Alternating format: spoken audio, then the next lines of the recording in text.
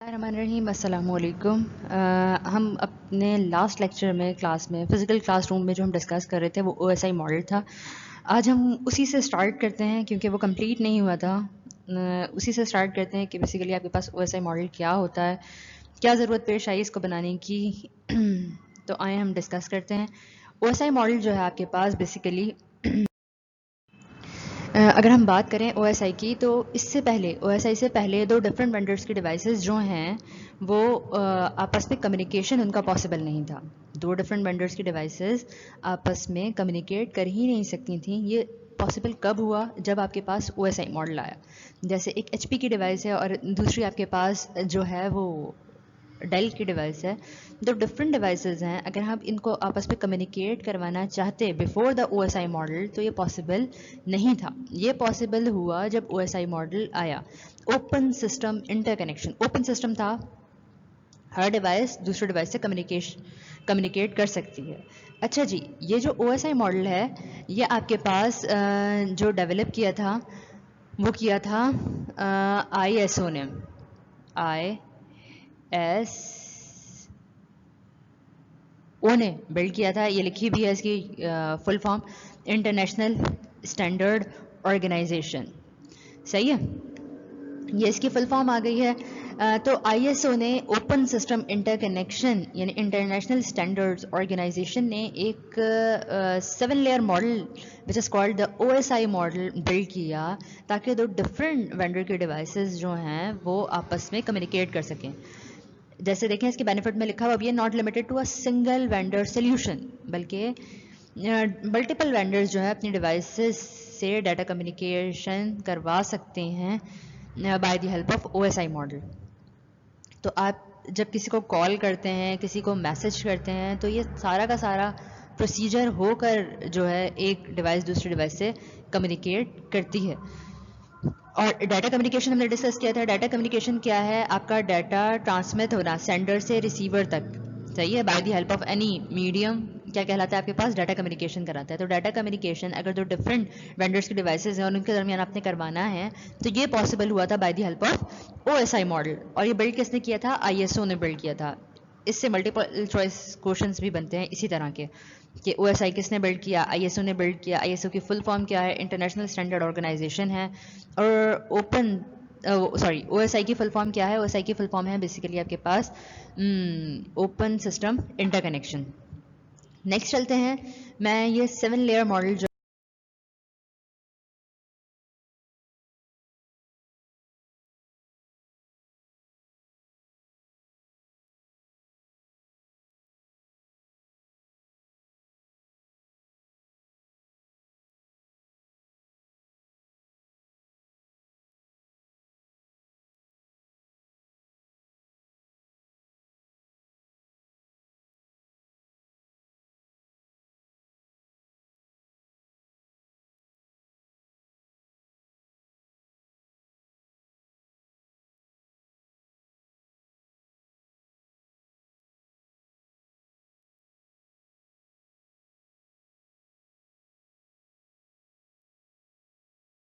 है आपको दिखाती हूँ। ये 7 लेयर मॉडल इस तरह का है। अगर मैं इसके ऊपर मेंशन कर दूँ, क्या अगर मैं इसके ऊपर मेंशन कर दूँ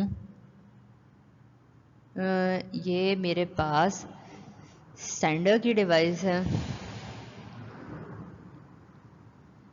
सही है, और ये मेरे पास जो है वो रिसीवर है।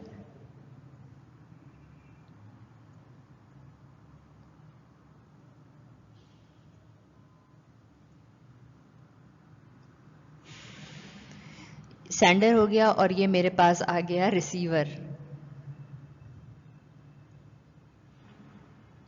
अच्छा जी, देखें ये सेंडर साइड पे डिवाइस आ गई, रिसीवर साइड पे डिवाइस आ गई। अब जो सेंडर साइड से डाटा सेंड होता है ना, फर्स्ट करें मैंने कोई ईमेल सेंड करनी है या कोई भी मैंने कोई ब्राउज़र ओपन करना है, ब्राउज़र पर कोई एप्लीकेशन ओपन करनी है, या मैंने कोई ईमेल किसी को सेंड करनी है, सही है। सेंडर मैं हूँ, रिसीवर आप हैं। तो मैंने सेंड की एप्लीकेशन, तो मेरे पास से जो डाटा सेंड होगा ना वो किस तरह से होगा? मेरे पास से जो डाटा सेंड होगा वो इस तरह से होगा कि पहले वो जाएगा एप्लीकेशन लेयर में, then so on and so forth bottom तक जाएगा, और फिर वो जाएगा कहाँ पे? फिर वो जाएगा फिजिकल पाथ के थ्रू किसके पास, रिसीवर के पास, और रिसीवर में जो चलेगा ये ऑर्डर, ये चलेगा रिवर्स। सही है। सेंडर से आया इधर इधर इधर इधर एंड देन ऊपर की तरफ, पहले चलेगा bottom, sorry top to bottom, और फिर बॉटम टू टॉप रिसीवर के पास, ऐसे याद रख लीजिए। अब देखिए यहाँ 7 लेयर मॉडल है, 7 लेयर्स हैं इसकी, आपने इसी तरतीब से लिखना है इसको एग्जाम में, आगे पीछे नहीं कर सकते। पहली लेयर्स में है एप्लीकेशन लेयर, सेकंड है प्रेजेंटेशन, थर्ड है सेशन, फोर्थ है आपके पास सॉरी 7th लेयर जो है आपके पास वो एप्लीकेशन है, 6th जो है आपके पास प्रेजेंटेशन, 5 जो है वो है आपके पास सेशन, देन ट्रांसपोर्ट, नेटवर्क और डाटा लिंक, देन फिजिकल। अब अगर मैं इसकी नंबरिंग स्टार्ट करूँ ना तो नंबरिंग आपकी इधर से स्टार्ट होगी। अगर आपसे एग्जाम में ये पूछा जाए कि भाई आपके पास जो है वो फिजिकल लेयर कौन सी लेयर है, सही है, it's the 4th layer, 5th layer, first और 7th, तो बच्चे फर्स्ट और 7th में कंफ्यूज होते हैं, तो आप याद रखिएगा कि फिजिकल लेयर जो है वो फर्स्ट लेयर है OSI मॉडल की। सही है। सेकंड लेयर जो आपके पास आती है वो है डाटा लिंक लेयर, थर्ड जो आती है आपके पास वो है नेटवर्क लेयर, फोर्थ लेयर जो है आपके पास वो है ट्रांसपोर्ट लेयर, फिफ्थ लेयर जो है आपके पास वो है सेशन लेयर, 6th लेयर आपके पास प्रेजेंटेशन है, and the 7th layer is the application layer. सही, ये 7 लेयर मॉडल है और 7 लेयर इसी तरह से चलेंगी इसकी। अगर आपसे पूछा जाए फर्स्ट लेयर कौन सी, आप कहेंगे फिजिकल, सेकंड कौन सी है डाटा लिंक, थर्ड कौन सी है नेटवर्क, इस तरह से आपने याद रखना है। और अगर आपसे पूछा जाए सेंडर अगर कोई भी चीज़ सेंड करेगा तो सबसे पहले वो कौन सी लेयर के अंदर जाएगी, तो आपने कहना है कि वो एप्लीकेशन लेयर के अंदर जाएगी। मैं आपको एक डायग्राम से इसको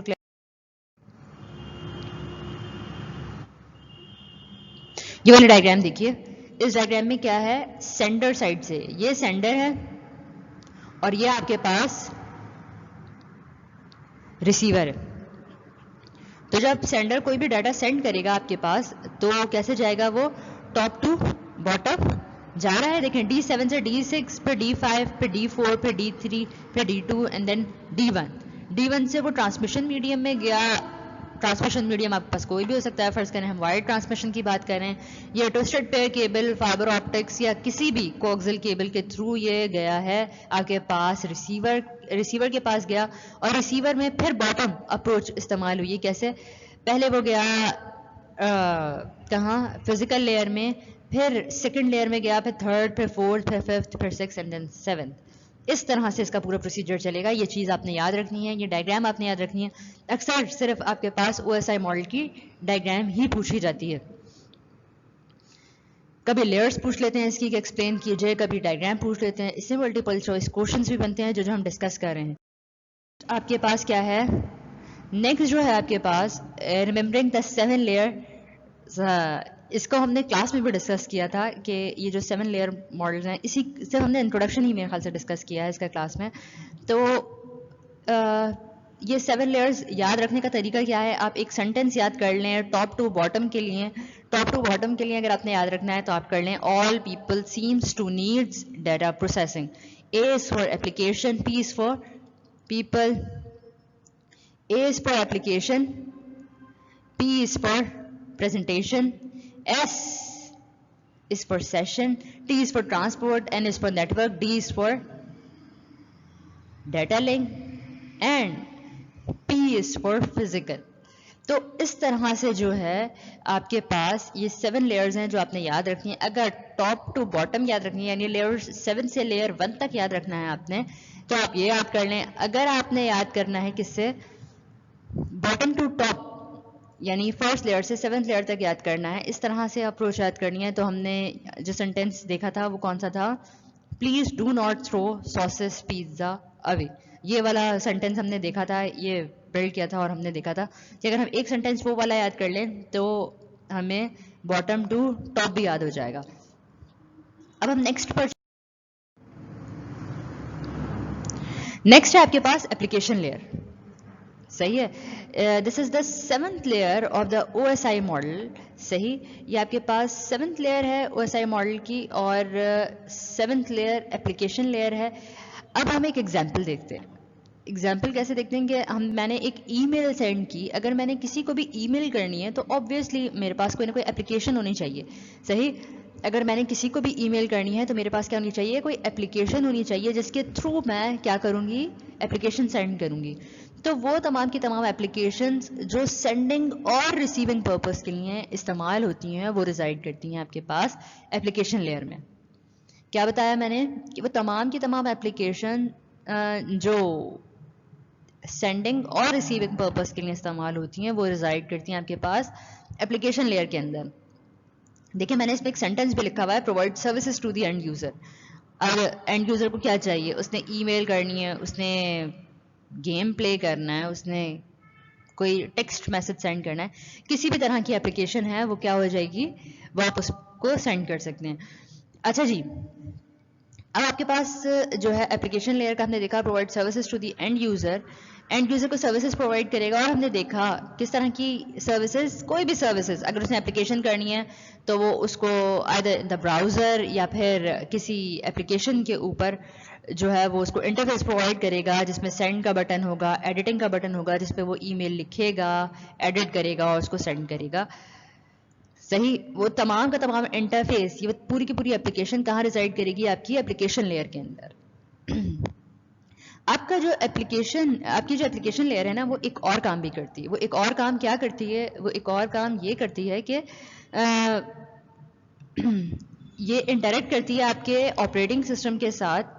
क्यों, ताकि ये क्या करवा सके, इसको नीचे वाली लेयर्स में भेज सके। अब नीचे वाली लेयर कौन सी है, अभी हम लेयर 7 पढ़ रहे हैं which is the application layer, और लेयर 7 से उसको 6 में भी जाना है, 6 में जाना है, 5 में जाना है, 4 में जाना है, 3 में जाना है, इन सब लेयर्स के अंदर जाना है, सही है।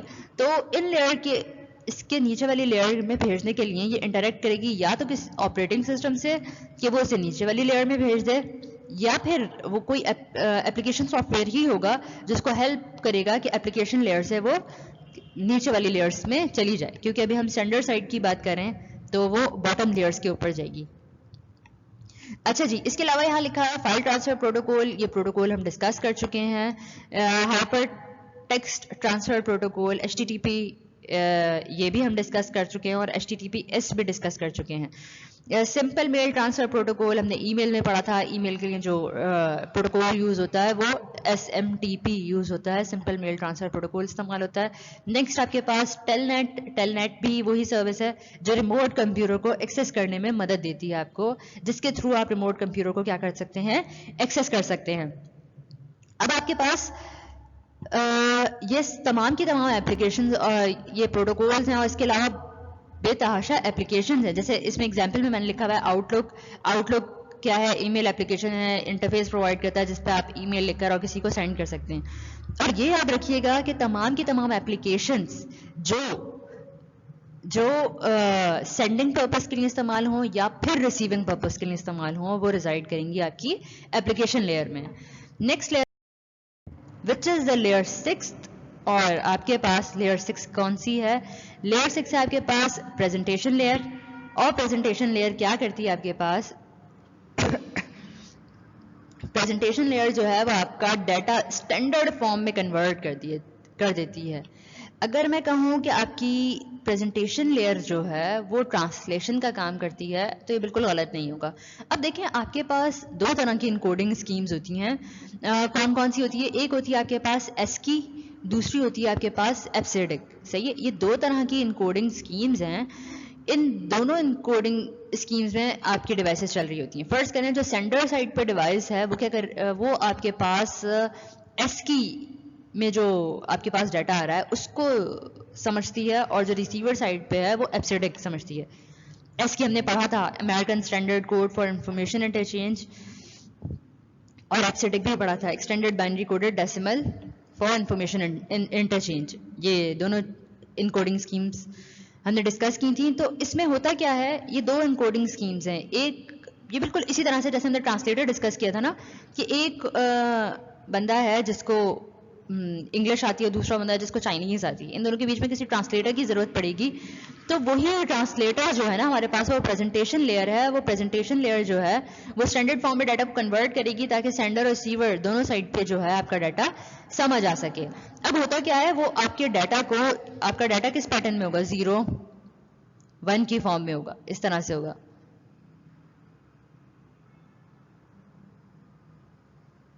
सही है। फर्ज करें आपने एक मैसेज पैकेट सेंड किया है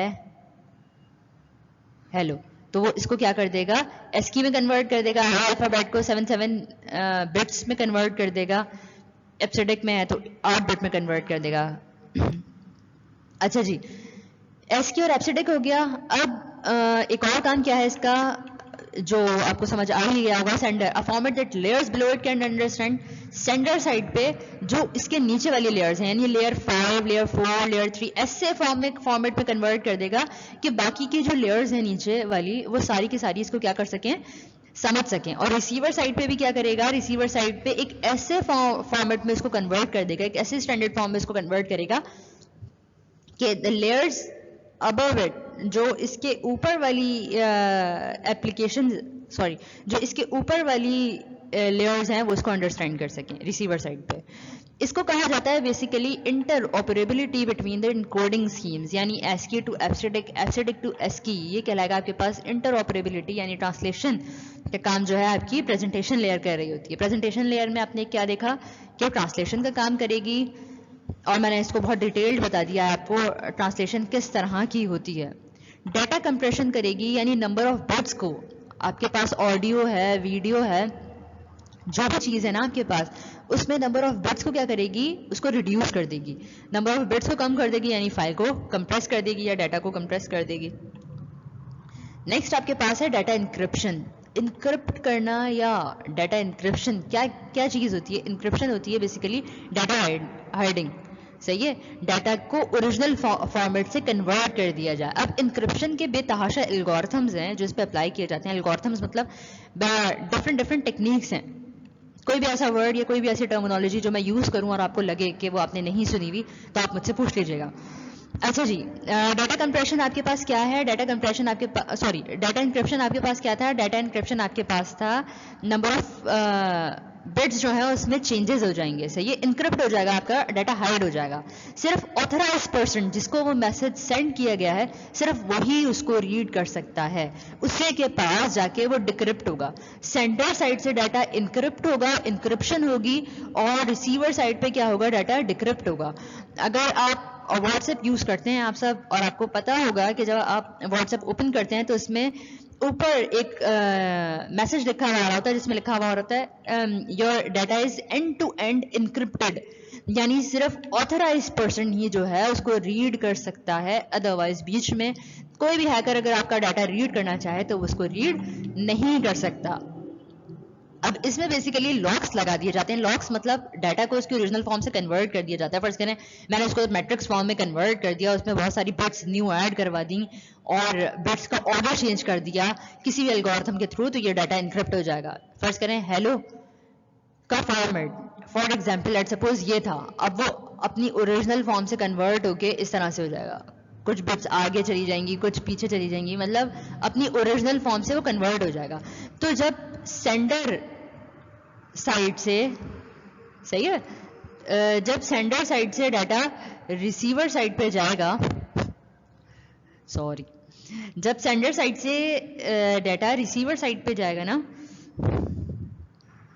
सेंडर से रिसीवर साइड पे जब डाटा जाएगा तो वो इनक्रिप्टेड फॉर्म में जाएगा, डाटा हाइड होकर जाएगा। इसका मतलब इन दोनों के बीच में कितने सारे सिस्टम्स होंगे। जैसे मैं अपने सिस्टम से आपको मैसेज सेंड कर रही हूँ, मेरे पास से जो डाटा गया वो इनक्रिप्ट होकर गया। अब बीच में कितने हैकर्स अटैकर्स बैठे होंगे, उन्होंने अटैक किया, उसको डिकोड करने की कोशिश की कि भाई ये जो मैसेज है वो इसकी ओरिजिनल फॉर्म में कन्वर्ट हो जाए। जैसे फर्ज करें मैट्रिक्स ऑपरेशन है तो मैं उस पर इन्वर्स मैट्रिक्स ऑपरेशन अप्लाई करूँ और वो क्या हो जाए, डिकोड हो जाए। कुछ भी मल्टीप्लिकेशन की कोई टेक्निक लगाई हुई थी तो मैं डिवाइड करूं तो वो डिकोड हो जाए। इस तरह से डाटा को डिकोड किया जाता है इनवर्स ऑपरेशंस अप्लाई करके। तो क्या होगा, कोई भी अटैकर अगर इसको डिकोड करने की कोशिश करेगा तो वो इसको डिकोड नहीं कर सकता, कर लेगा तो ऑब्वियसली आपका डाटा हैक हो जाएगा, लेकिन वो अपनी ओरिजिनल फॉर्म से बिल्कुल बिल्कुल बहुत ज़्यादा चेन शक्ल में जा रहा होता है तो कोई उसको पहचान नहीं सकता कि आपका डाटा जो है वो क्या है। और डिक्रिप्ट हो जाना यानी अपनी ओरिजिनल फॉर्म में कन्वर्ट हो जाना, सेंडर साइड से इनक्रिप्ट हो रहा है तो रिसीवर साइड पे जाके वो क्या हो जाएगा, डिक्रिप्ट हो जाएगा। यहाँ पे आपकी प्रेजेंटेशन लेयर खत्म हो गई। नेक्स्ट आप द लेयर 5। अब आपके पास लेयर 5 जो है वो क्या है, आपके पास सेशन लेयर। सेशन लेयर क्या करती है, आपके पास सेशन लेयर जो है बेसिकली सेशन एस्टेब्लिश करती है। मैंने अपने सिस्टम से ब्राउजर ओपन किया, सही है। अब जो ब्राउजर मैंने ओपन किया है, मैंने उस पर एक साइट खोली, फर्स्ट करें गूगल या facebook.com, मैंने ओपन की फेसबुक। अब मेरा डाटा मेरे सिस्टम से होस्ट ए से रिक्वेस्ट कहाँ गई, गूगल के सर्वर पे गई, उसने मेरी रिक्वेस्ट एक्सेप्ट की और मुझे यहाँ पे साइट डिस्प्ले करवा दी, सही है। अब मेरे पास डाटा विजिबल हो गया, मेरे पास साइट विजिबल हो गई, यानी उसने मुझे परमिट कर दिया, परमिशन दे दी कि भाई आप इसको एक्सेस कर लें। मेरे पास जब तक मेरे पास वो टैब खुली रहेगी, जब तक मेरे पास वो टैब खुली रहेगी, जब तक मेरे और उसके दरमियान एक सेशन एस्टेब्लिश रहेगा। जब मैं उस टैब को बंद कर दूंगी, जब मैं उस साइट को क्लोज कर दूंगी, तब जो है वो सेशन जो है वो खत्म होगा, अदरवाइज टर्मिनेट होगा, अदरवाइज वो सेशन बना रहेगा जब तक मैं वो साइट ओपन करके रखूं। नेक्स्ट आपके पास क्या है, डायलॉग कंट्रोल का काम करती है आपकी सेशन लेयर। डायलॉग कंट्रोल किसे कहते हैं, अच्छा अब हम थोड़ा स्पीड में चलते हैं, we are running out of time. तो देखिए आपके पास डायलॉग कंट्रोल किसे कहते हैं कि भाई वो चेक करेगा कि आपके पास जो भी क्या हो रहा है, जो भी आपके पास डाटा ट्रांसमिट हो रहा है, जो भी सेशन आपके पास एस्टेब्लिश हुआ है, वो हाफ डुप्लेक्स कम्युनिकेशन है या फिर फुल डुप्लेक्स कम्युनिकेशन है। हाफ डुप्लेक्स कम्युनिकेशन आपको पता है, हाफ डुप्लेक्स कम्युनिकेशन में सेंडर और रिसीवर दोनों इंटरेक्ट कर सकते हैं बट नॉट साइमल्टेनियसली, सही है। एट द सेम टाइम पे इंटरेक्ट नहीं कर सकते। जैसे हमने एग्जांपल देखी थी एटीएम की, एटीएम की मशीन को पहले मैं पेन प्रोवाइड करूंगी, फिर वो उसको एक्सेस करेगा, सो ऑन एंड सो फोर्थ, ये सारा काम।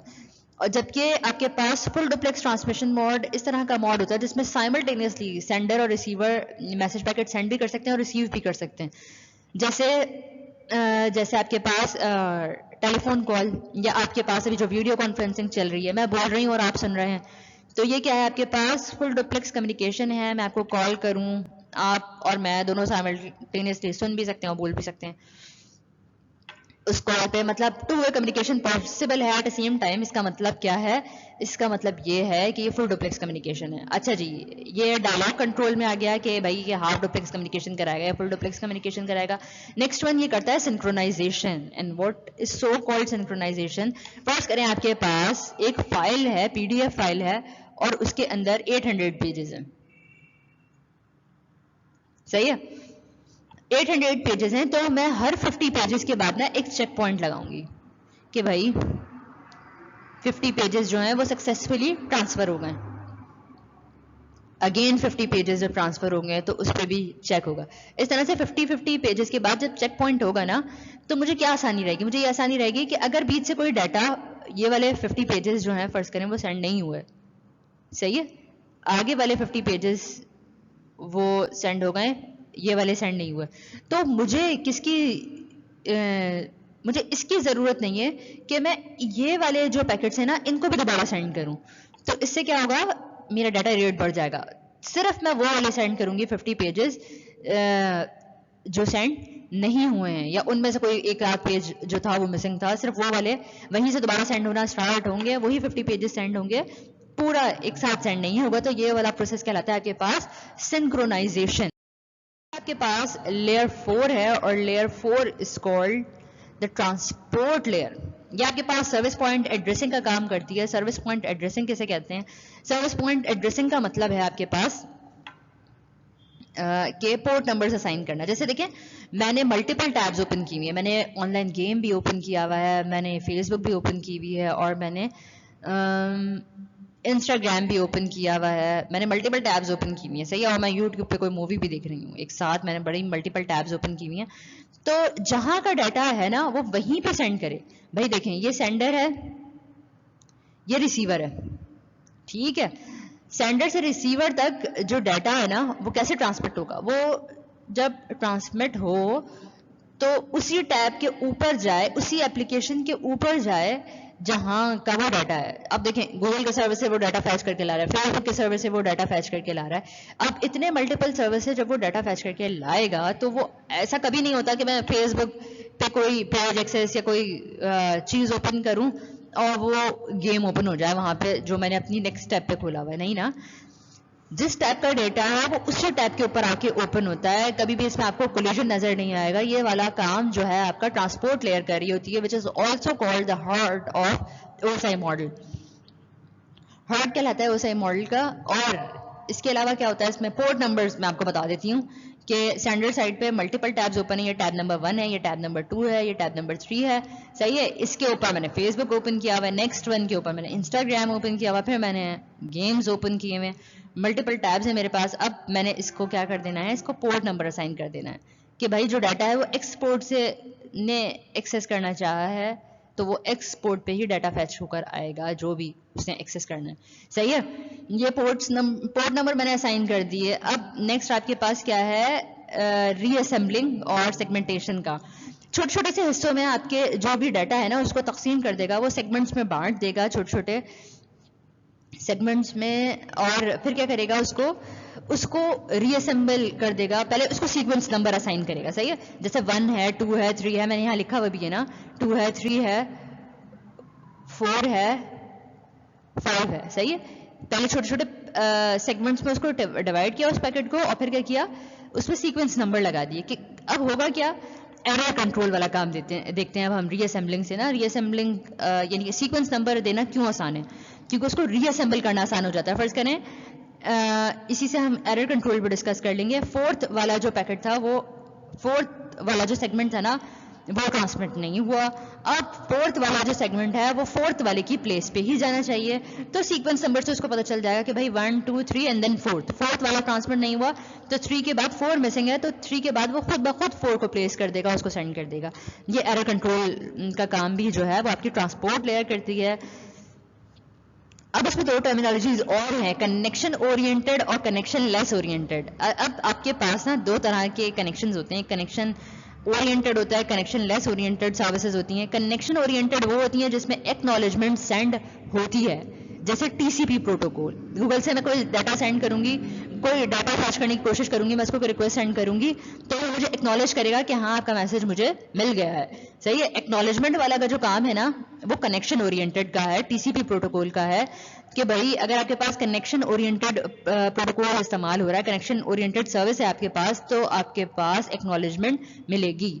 अगर आपके पास कनेक्शन लेस सर्विसेज हैं, कनेक्शन लेस ओरिएंटेड सर्विसेज हैं, तो उसमें क्या होगा, आपके पास एक्नॉलेजमेंट नहीं मिलेगी। एक्नॉलेजमेंट क्या चीज होती है, भाई मैंने आपको फाइल सेंड किया और आपने मुझे एक्नॉलेज किया कि भाई मिस मेरे पास जो है वो फाइल पहुंच गई है, सही है। ये कहलाएगा आपके पास कनेक्शन ओरिएंटेड। और कनेक्शन लेस ओरिएंटेड फास्ट होता है क्योंकि इसमें एक्नॉलेजमेंट नहीं जाती। मैं डाटा भेज रही हूँ, मिल रहा नहीं मिल रहा नहीं पता, कोई एक्नॉलेजमेंट नहीं है मेरे पास।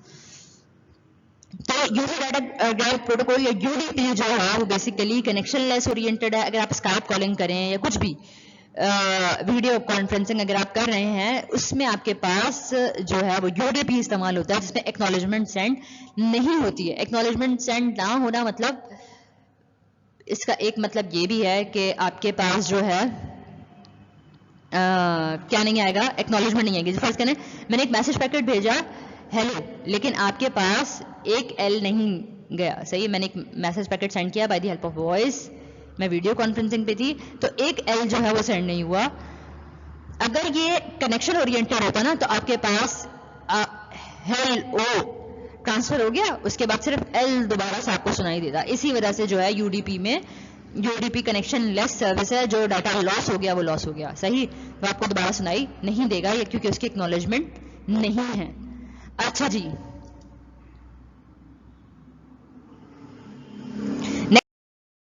आपके पास which is the layer 3 and layer 3 is called the network layer.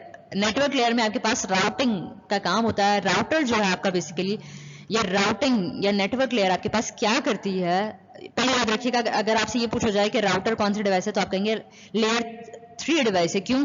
क्योंकि लेयर 3 का जो भी काम है वो राउटर परफॉर्म कर रहा होता है, यानी hop to hop transmission data की नेटवर्क लेयर का काम होता है। करती क्या है ये, बेस्ट पाथ लीस्ट कॉस्ट आपको बताएगी, सही है। बेस्ट पाथ सबसे अच्छा पाथ ट्रैवल करने का। जैसे देखें मेरे घर से कॉलेज तक आने के मल्टीपल रूट्स हैं, सही है।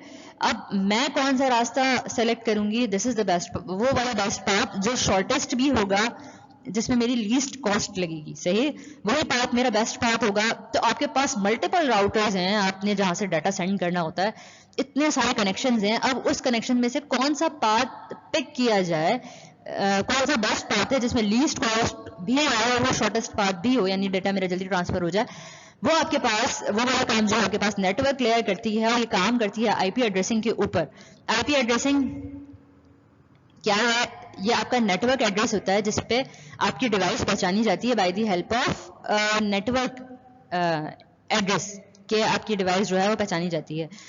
नेटवर्क के ऊपर जो आपकी एड्रेस होता है जिससे आपकी डिवाइस रिकॉग्नाइज होती है, that is called the IP address. Internet के ऊपर आपकी डिवाइस जो है आईपी एड्रेस से पहचानी जाएगी। अच्छा जी, राउटर की बात कर ली, हॉप टू हॉप यानी राउटर टू राउटर ट्रांसमिशन होगी, सही है। बेस्ट पाथ कैलकुलेट होगा कि कौन सा बेस्ट पाथ है और वहीं से डाटा। नेक्स्ट आपके पास जो है वो है data link layer. Data link layer कैसा काम करती है आपके पास, डाटा लिंक लेयर जो है वो एरर कंट्रोल करेगी, कंपनसेट करेगी, imperfection of the physical layer और नॉट टू नॉट डिलीवरी करवाएगी। मैं आपको शॉर्टकट में बता दूं, जो फिजिकल एड्रेसिंग जो है वो फिजिकल एड्रेसिंग के थ्रू आपका डाटा जा रहा होता है। फिजिकल एड्रेस कौन सा होता है आपका, मैक एड्रेस होता है। हर हार्डवेयर डिवाइस का एक यूनिक एड्रेस होता है जिसको मैक एड्रेस कहते हैं। मीडिया एक्सेस कंट्रोल एड्रेस जो है आपका मैक एड्रेस होता है। Media access control, MAC, MAC, मैं लिख देती हूँ इधर, ये है आपके पास मैक एड्रेस। इसके बाद आपके पास जो आपकी ब्रिजेस और स्विचेस हैं वो मैक एड्रेसेस पे काम करती हैं, तो ये लेयर 2 डिवाइसेस कहलाती हैं। स्विचेस के ऊपर आपकी डिवाइस रिकॉग्नाइज होती है ना, बेसिकली वो by the help of MAC address होती हैं, या फिजिकल एड्रेस भी कहा जाता है उसे।